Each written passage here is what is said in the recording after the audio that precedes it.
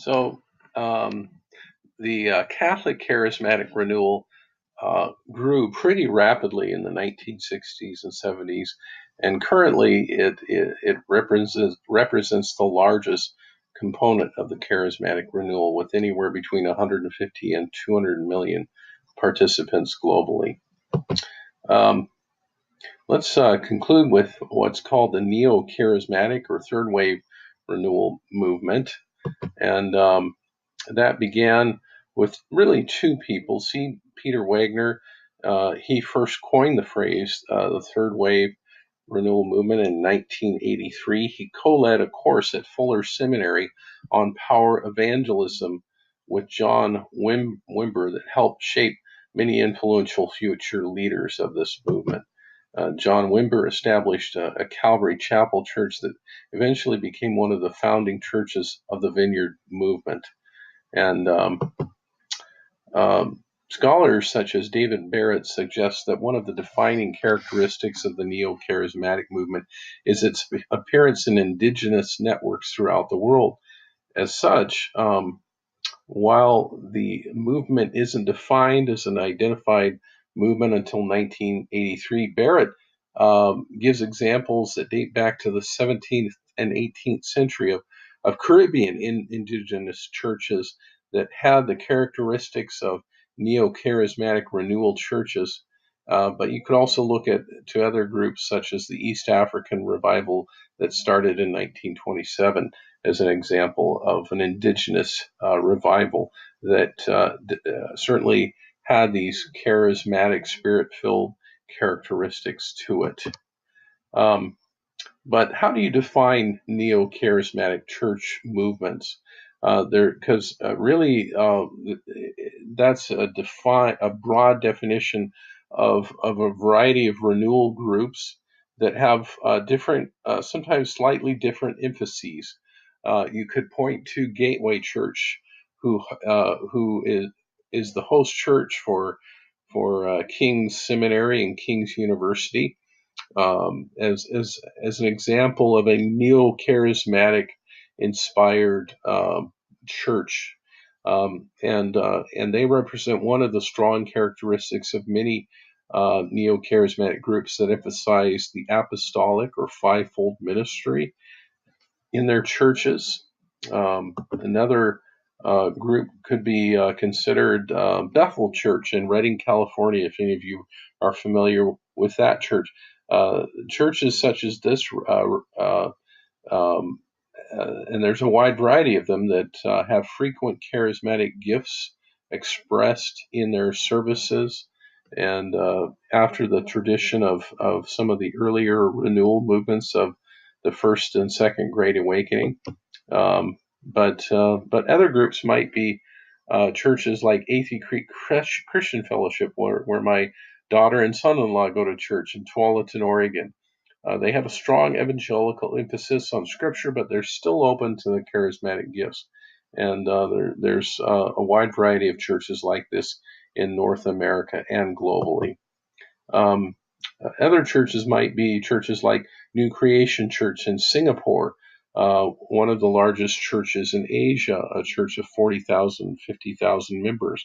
But this is a church that emphasizes perhaps something some groups define as the prosperity gospel. They emphasize the prosperity and blessing of God. Other neo-charismatic churches might be churches like African indigenous churches. There's a wide variety of African indigenous churches, especially in Africa, that display a broad spectrum of Christianity, spiritual gifts, and some of these groups are in a category of what I would call heterodox or unorthodox Christian groups with their theology and practice. Other groups, globally speaking, that are part of this movement would be groups like house churches in China. These are persecuted churches that most often frequently express charismatic gifts and strong relationships. But one last thing I want to mention, and this is, I know, is one of our course goals, but honestly, I think it's a little hard to define. But what are the differences between what we would call renewal movements that have more of a Pentecostal emphasis or tendency. And what's the distinction between those renewal movements and renewal movements that have more cessationist tendencies? Well, the difficult part is that, some of the groups that I'm going to identify as that have cessationist tendencies still had Pentecostal characteristics. But we'll look at it, for example. Certainly, clearly, the Azusa Street revival was definitely a Pentecostal revival. Every Pentecostal group in the world points to that as one of the founding revival movements of the Pentecostal movement. But how is it distinguished from the Welsh revival, for example? Well, in the Welsh revival, interestingly, even though the Azusa Street revival points to the Welsh revival as a similar revival movement, we don't see recorded instances necessarily of speaking in tongues in the Welsh revival. We do see an emphasis on spirit baptism, but we don't necessarily see a strong emphasis on charismatic gifts. You could say the same to some extent in the Indian revival, although there were some groups that had cessationist tendencies in India, but there were other groups like Pandita Ramaba's group that did speak in tongues. The same as it could be said in the Korean revival of Pyongyang. You had some groups that didn't speak in tongues, and you had other groups that did. In the Great East African revival, that tended to be a revival that had probably more cessationist tendencies. There wasn't necessarily a strong emphasis on charismatic gifts or speaking in tongues. But if you compare that to the Pentecostal revival of Central Africa that's occurred over the last 50 years, especially in countries like Nigeria, which probably today would be among probably the top three most Pentecostal nations in the world, if not one of the most. It could be an example of the most Pentecostal nation in the world. Lots of Pentecostal churches in Nigeria. Um,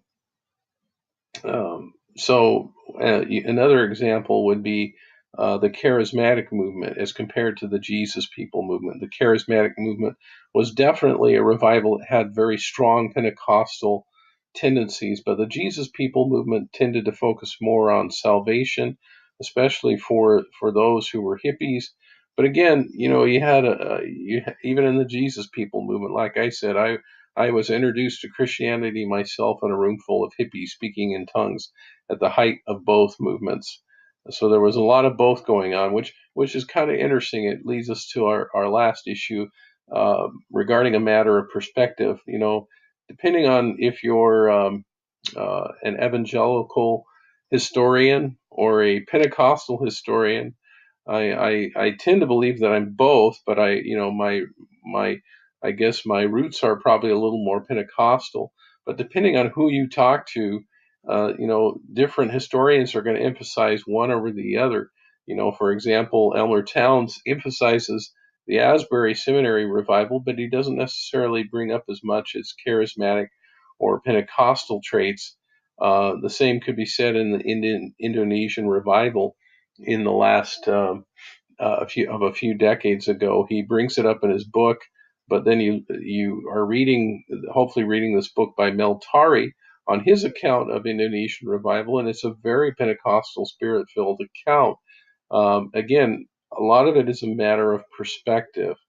But again, I would say that there is a tendency, even in what I call revival movements with cessationist tendencies, um, almost all of them have some traits or marks of Pentecostal revival as well. Well, hey, thank you very much, guys. I look forward to seeing you again or talking with you as next week when we conclude this course. So have a great week.